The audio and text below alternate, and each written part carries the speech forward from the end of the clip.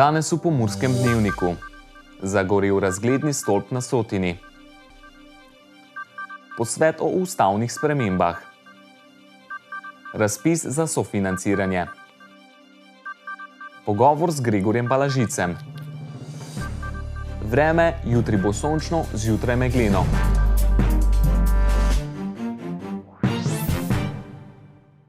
Spoštovane gledalke, cenjeni gledalci, lepo pozdravljeni.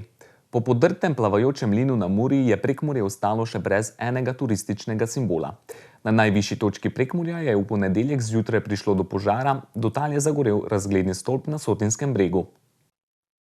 Policisti preiskujejo vzrok požara razglednega stolpa na najvišji točki Prekmurja. Domačini pa menijo, da je bil požar podtaknjen. V vsakem primeru je bilo podtaknjeno. Sigurno, da je nekomu je bilo na potu ali pa se je htel nekaj izkazati. Ne vem, mislim, da je bilo to kar podtaknjeno, ampak ne vem, koga moti to. Glih je prišla ženska z Avstrije, ki ne more verjeti, da se je to zgodilo, ker radi zahajajo sem. 17-metrski razgledni stolp je bil v celoti narejen iz lesene konstrukcije. Iz njega pa se je razgled odpiral na severovzhodno Slovenijo, del Avstrije, Madžarske in Hrvaške. Da je bil požar stolpa nameren, meni tudi župan občine Rogašovci. Najprej sploh nisem verjel, da je kaj takega možno, potem pa sem takoj začel razmišljati, ker ni možno, tam ni nobene inštalacije, ki bi lahko povzročila požar. Tako da moje mnenje, da je bil to namerni požig nekega, ki je izgubil ali orientacijo, ali se mu je strgalo v glavi, ali pa imel kakšno zamero do nekoga. Ne vem, to naj raziskuje policija. Gasilci so bili o požaru obveščeni malo pred 5. uro zjutraj. Na kraj so se odpravila 4 gasilska društva s 6 vozili in 14 gasilci. Kljub hitri intervenciji pa so bili ognjeni zublji prehudi. Čisto skoraj na samem prizorišču smo komaj opazili požar, ker je bila v dolini megla. Ko smo prišli gor, je bilo požar že popolnoma razvit in en del stolpa, kjer je tudi bil obešen zvon, je že padel zaradi teže in se je zrušil. Potem smo požar pogasili in v nadaljevanju tudi te nevarne dele tudi porušili oziroma odstranili zaradi varnosti. Poleg razglednega stolpa sta zgorela še koš za smeti in reklamni pano Krajinskega parka Goričko.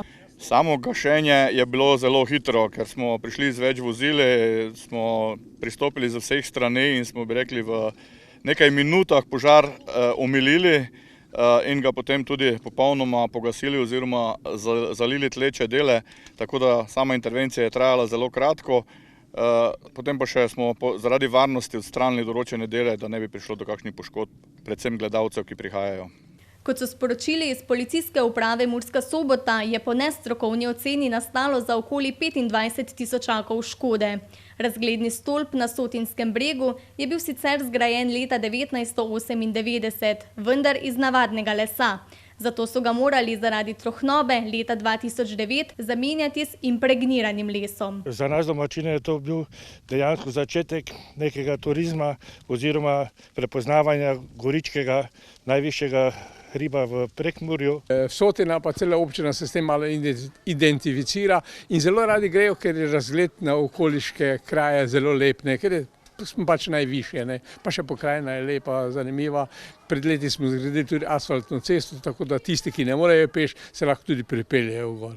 Župan Rogaševske občine je že začel z aktivnostmi za nov razgledni stolp, ki bo zaradi tradicije ostal enak temu, ki je pogorel. Že danes smo vse potrebne ukrepe uredili, angažirali zavarovalnico, ker je zavarovan, pa podjetje Mitos naročili naj izdela novega. Tako da postopek je tekel, ampak škoda bo nekaj denarja bo šlo iz občinskega proračuna, ker zavarovalnina vsega ne bo pokrila.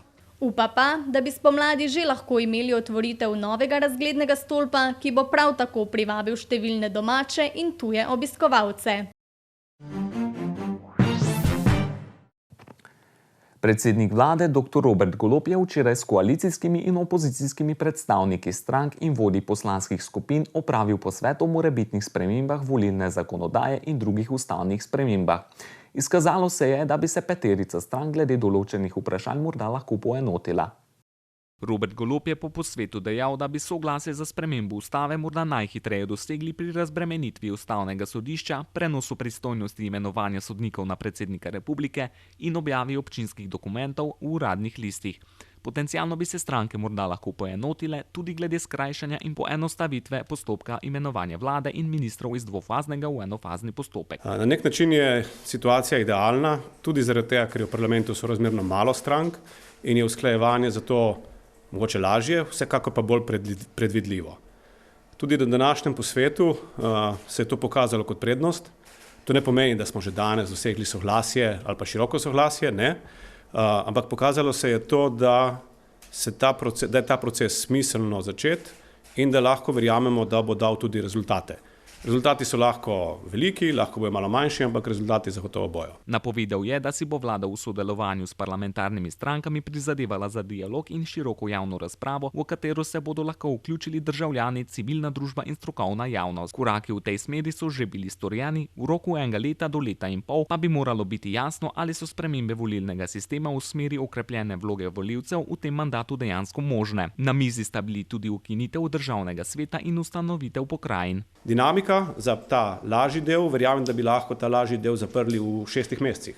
Spravi, s tem dosežemo sodelovanje, dosežemo način usklajevanja, ki ga uporabimo kasneje, ko bomo v teh drugem obdobju pristopili k težjim problemom. Eden od takih, ki se danes že kaže, kjer je smiselno poskusiti, bomo pa videli, kakšni bodo rezultati, je volilna zakonodaja. Pri volilni zakonodaji bomo namenoma šli po drugačnem postopku, šli bomo po širokem javnem postopku. Najprej bomo organizirali široko javno obravnavo, ne samo en posvet, ampak široko javno obravnavo. Zato si bomo vzeli toliko časa, kolikor ga bomo rabili. In potem, ko bi zaključili s prvim paketom, bi se lotili dejanskega usklajevanja volilne zakonodaje v drugi fazi. Dinamika v letu in pol bi morali vedeti, ali je sprememba volilne zakonodaje v tem mandatu možna. Določene prilagoditve ustave, na katere opozarjate tako stroka kot laična javnost, so po 30 letih nujne. Za vse je potrebna dvotretjinska večina oziroma najmanj 60 glasov poslank in poslancev.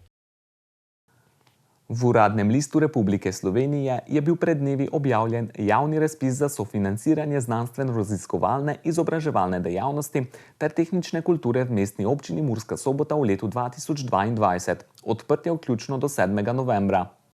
Namen in cilj javnega razpisa je spodbujanje aktivnosti na področju delovanja znanstveno-raziskovalne in izobraževalne dejavnosti ter tehnične kulture, katerih realizacija bo imela ugodne učinke na vzpodbujanje znanstveno-raziskovalnih in izobraževalnih dejavnosti ter tehnične kulture v javno in družabno življenje v mestni občini Murska Sobota.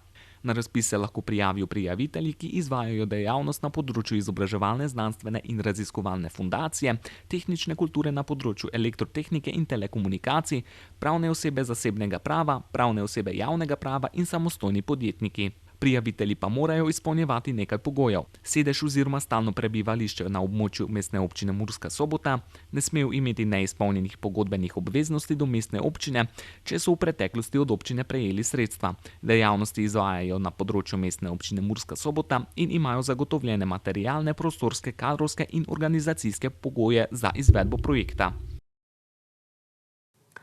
V oddaji iz našega studia, ki sledi takoj po Pomurskem dnevniku, pa bomo gostili nogometaša Mure Gregorja Balažisa. Poglejmo si del pogovora. Glede na to, da ste prvi nastop za člansko ekipo vknjižili še pred odhodom v tujino, zdaj pa potem tudi prvi zadetek, ko ste se vrnili. Pa seveda, ja, mislim, zadetki za obrambne igralce so še toliko bolj, mislim, dragoceni, kako bi povedal, zato ker ipak naša prva naloga je, da branimo gol, da onemogočimo nasprotnika, da nam zabijejo gol, tako da to je dodatna vrednost in bil sem izjemno vesel, zato ker sem prvi gol dal pred domačo publiko in tudi ta gol je bil zmagovit. Prej ste dejali, tukaj torej želite končati vašo kariero doma v Fazaneriji. Ja, trenutno tako izgleda.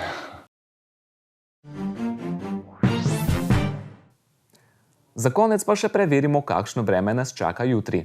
Danes smo imeli rahlo deževen dan s temperaturami okrog 14 stopinj Celzija. Opoldne smo v Krajinskem parku Goričko namerili 13, v Lendavi, v Murski Soboti in Radencih pa 14 stopinj Celzija. Jutri bo na severovzhodu po večini sončno in zjutraj ponekod po nižinah megleno. Drugod bo sprva pretežno oblačno, popoldne se bo jasnilo. Najnižje jutranje temperature bodo od 5 do 10, na Primorskem okoli 14, najvišje pa do 17 oziroma 22 stopinj Celzija. Najnižje jutranje temperature bodo v severovzhodni Sloveniji, v Murski Soboti in Mariboru do 7, dnevne pa 20 stopinj Celzija. V četrtek in petek bo pretežno jasno, po nižinah bo zjutraj in delnoma dopoldne megla. Še naprej bo razmeroma toplo. Temperature v naših krajih se bodo zjutraj gibale do 10, čez dan pa do 22 stopinj Celzija. To smo za vas pripravili v današnjem Pomurskem dnevniku. Več informacij o dogajanju v Pomurju pa najdete na naši spletni strani www.tvideja.si. Ostanite v naši družbi in nasvidenje do jutri.